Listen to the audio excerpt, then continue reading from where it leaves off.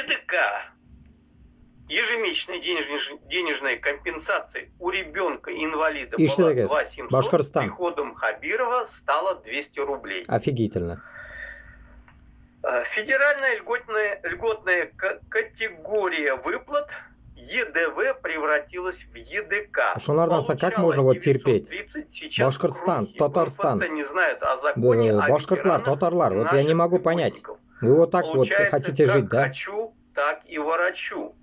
Поэтому нужно отделяться. Ветеран педагогического труда, 40 свобода, лет свобода, только свобода улучшит наши действия, чтобы в Москве не отдавать. С приходом Хабирова получаю меньше в половину. Денег не хватает. Хабиров все грабит, грабит народ, пенсионерам, копейки.